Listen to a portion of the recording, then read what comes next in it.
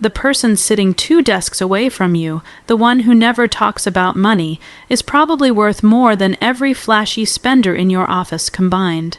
Let me tell you about 2 people. Call them Daniel and Claire. They work at the same mid-sized logistics firm in Columbus, Ohio. Daniel arrives every morning at 8, 51 in a leased Audi Q7, obsidian blue, the kind of car that makes people glance twice from the stairwell window near the main entrance. His lease payment runs $912 a month on a 39-month term. He parks close to the front door, not because the spots are better. Because the car is the first thing the VP of Sales sees when she walks in from the garage side, Daniel earns $91,000 a year. He works in business development. When prospective partners come through for tours, he is the one who escorts them out. He times it so they pass the Audi. He calls it part of the brand. The car to Daniel is a credential. It is laminated proof of forward trajectory, but here is what the credential actually cost him, and the number will change how you think about every car payment you have ever made. Claire arrives at 8:19. She parks far from the entrance, near the recycled cardboard bins at the edge of the lot. She drives a 2019 Honda Accord she purchased outright 3 years ago for $19,800. There is a scuff on the passenger door from a shopping cart incident she never bothered to pursue. It does not affect the drive. Claire is the director of supply chain. She earns $108,000 annually. She has worked at the company for 11 years. Nobody has ever asked about her car. Daniel's net worth sits at approximately $14,000, a fractured mix of one credit card, the lease liability, a small personal loan from a trip he financed in the spring, and a $401K at $7,400 that receives exactly enough contribution to avoid embarrassment. Claire's net worth is $1. $3 million, they share the same employer. Their salaries differ by less than $20,000, but the distance between their financial lives spans more than 2 decades of compounding decisions. And the most significant one of those decisions has been visible in the parking lot every single workday for years. Daniel chose the statement, Claire chose the strategy, and the car is exactly where their trajectories divided. This video is about why genuine wealth and impressive vehicles almost never appear in the same driveway, and what the data actually says about how rich people drive. Let's start with the research, because the numbers here are genuinely jarring. Thomas Stanley's landmark National Survey of Millionaires, one of the deepest examinations of high net worth Americans ever assembled, found that the median amount millionaires paid for their most recent vehicle was $31,367. For those in the Decam millionaire category, individuals holding $10 million or more in assets, the median rose to just under $42,000. Now hold that against this. The average new vehicle transaction price in America recently surpassed $48,000. The typical American is spending more on their car than the typical millionaire spends on theirs. An Experian automotive study found that among households earning above $250,000 annually, people who could comfortably write a check for a Range Rover without flinching, 61% chose Honda, Toyota, or Ford as their primary vehicle, 61%, not as a backup, as the car they drive to work. Only 39% of those households opted for any luxury brand at all. The number one vehicle brand among documented millionaires in Stanley's survey was Toyota. Second was Honda, third was Ford, Mercedes, Benz appeared fourth, BMW fifth, only 23. 5% of millionaires owned a vehicle from the current model year. More than half were driving something at least 2 years old. The average millionaire's vehicle was approximately 4 years old and had logged roughly 41,000 miles. These aren't people who can't afford something newer. They simply understand something about money that our entire consumer culture is working overtime to make you forget. Cars are the single greatest wealth destroyer in the American household economy outside of the mortgage. And unlike real estate, which carries at least the theoretical possibility of appreciation, A vehicle begins depreciating the instant you take ownership.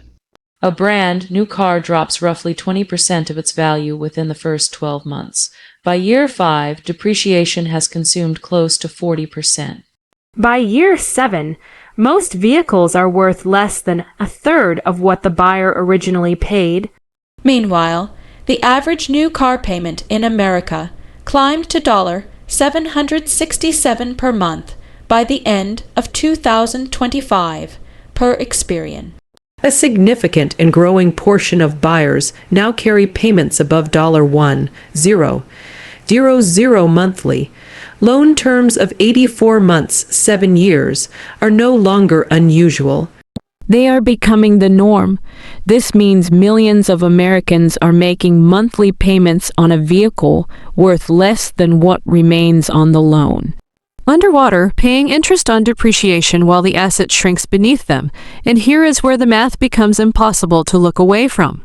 Daniel's Audi Q7 lease, $9, $112 a month, 39-month term, total outlay, $35, $568. At lease end, he owns nothing. No equity, no asset. Just the option to start the cycle again, which he will, because returning to a modest vehicle would feel like a public demotion. His insurance on the Audi runs $389 a month because luxury vehicles carry elevated premium structures. Premium fuel adds another $35 to $45 above what a standard sedan would cost. His total monthly transportation spend exceeds $340 on a $91,000 salary. Financial planning guidance consistently places total vehicle costs at or below 10% of gross income. Daniel is running closer to 18%. Claire's total monthly transportation cost, averaged across the full ownership cycle including fuel, insurance, and routine maintenance on her Accord, is approximately $340. On her $108,000 salary, that is under 4% of gross income, half the recommended ceiling. The monthly delta between their approaches, roughly $1,000 a month, invested consistently in a diversified index fund at an average annual return of 8% over 30 years. That single monthly gap compounds to approximately $149 million, not a rounding error, not a theoretical ceiling. A mathematical result of a single recurring decision made in a dealership on a Tuesday afternoon. Let that settle. The car parked in your driveway right now might be costing you more than $1 million in lifetime wealth, and it has nothing to do with whether it runs well. Now let's talk about why this pattern exists so consistently among the genuinely wealthy, and why 3 forces in particular make the car the single most dangerous spending category in any household. Budget. Why is it that the one purchase most tied to status is also the one most likely to silently dismantle your financial future? The first force is scale. Of all the monthly expenses in a typical American household, vehicle costs rank second only to housing. $767 a month isn't a subscription. It isn't a dining habit. It isn't a streaming package. It is a number large enough that inflating it by $400 to $600 above what reliable transportation actually requires overwhelms every other financial discipline you exercise. You can eliminate every coffee shop visit, pack every lunch, cancel every entertainment subscription, renegotiate every insurance policy, and the combined savings from all of those behaviors will not offset the difference between a $350 car payment and a $851. The car is the boulder. Every personal finance tip you've ever seen on social media is a pebble. People obsess over pebbles because they are manageable.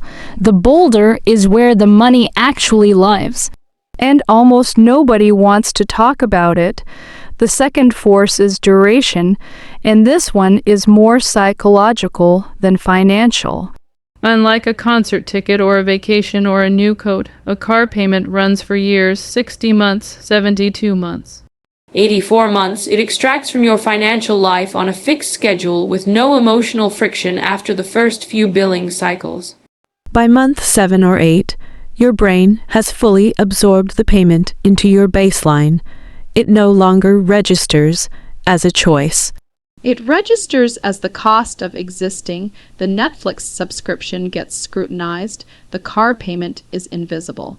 It sits in the budget like furniture, always there, never questioned, quietly moving money from your future to a leasing company every single month while the vehicle it finances loses value on both. Ends of the equation, you pay interest while the asset shrinks. That is the design. The third force is the one that explains why intelligent people with clear financial knowledge still make this mistake repeatedly. Social identity. When did your car become a personality? No single consumer purchase in American life carries the social weight of a vehicle. Your car is not seen by one audience. It is seen by dozens every single day, neighbors backing out of driveways, colleagues walking through the lot, people you are trying to impress, people whose opinion should not matter to you. Somehow does. It tells a story about your income, your status, your ambition, and your trajectory. And here is the problem. That story is almost always fiction performed at enormous cost. The audience that sees a luxury sedan assumes prosperity. The audience that sees a 4-year old Accord assumes middle income normalcy at best. But the statistics say the person in the Accord is statistically far more likely to actually be a millionaire. The person in the luxury sedan is statistically more likely to owe more on it than it is currently worth. Public misreads the signal every time. And the misreading is so consistent, so culturally baked in, that most people would genuinely rather carry an uncomfortable payment than have a neighbor assume they cannot afford something nicer. Daniel gets compliments on the Audi. Colleagues mention it in passing. He nods with modest acknowledgement, playing it cool. Claire has never received a single comment about her Accord. But Claire's brokerage account returns approximately 8% annually, growing without ceremony, without applause, without anyone in the office parking lot noticing or caring. The compliment economy costs Daniel $912 a month. The quiet economy is building Claire a retirement she will actually be able to afford. This brings us to Thomas Stanley's research on what he identified as the used vehicle prone subgroup within his millionaire database. These were high net worth individuals who systematically and consistently purchased pre-owned vehicles rather than new ones. They had the highest frugality ratings of any segment he tracked. They also had the highest ratio of net worth relative to income. Dollar for dollar of salary earned, the pre-owned vehicle buyers accumulated more than any other subset of millionaires in the study. They deployed a larger share of annual income into investments. They were the most aggressive accumulators. The most resistant to status, base spending escalation. Stanley's finding was unambiguous. Frugality wasn't a symptom of their wealth. It was the mechanism. The used car wasn't a sacrifice they made while climbing. It was the scaffold that let them climb. And this pattern isn't theoretical. It shows up in the actual behavior of the wealthiest documented individuals in modern history. Warren Buffett, who is ranked among the 6 wealthiest humans alive at various points in his career, drove a 2014 Cadillac XTS that he purchased specifically because it had hail damage, allowing him to negotiate a lower price. A man managing over $100 billion in assets chose a car with storm dents because he saw no rational reason to pay a cosmetic premium. Mark Zuckerberg has been repeatedly photographed in an Acura T6 and a Volkswagen Golf GTI, vehicles priced between $25,000 and $35,000. Ingvar Kamprad, the IKEA founder who built one of the largest family fortunes in European history, drove a 1993 Volvo 240 well into the following decade. These choices weren't designed to generate headlines. They were behavioral expressions of a deeply consistent philosophy. A vehicle is a utility, not a declaration. The moment your transportation becomes a message to other people about your status, it stops working for you financially and starts working against you psychologically, because you are now making Decisions based on an audience rather than on what builds your life. What would your financial life look like if you stopped buying for the audience and started buying for the outcome? Sarah Stanley Fallaw, Director of Research at the Affluent Market Institute and co-author of The Next Millionaire Next Door, surveyed more than 600 millionaires and found that frugality was one of the most consistent behavioral traits across her entire sample. Her central observation cuts directly to the core of the car conversation. People who spend above their means, who spend in anticipation of the wealth they expect to accumulate, turn themselves into permanent captives of the paycheck, regardless of how high that paycheck climbs. Read that again slowly. Spending in anticipation of becoming wealthy. That phrase is Daniel exactly. He drives the Audi not because he is wealthy, but because he is certain he is on the way there. The car is the preview. The problem is the preview is consuming the film. Every $912 flowing to the financing company is $912 that does not reach his retirement account, his brokerage, or any asset that appreciates. He is staging a future he is actively preventing.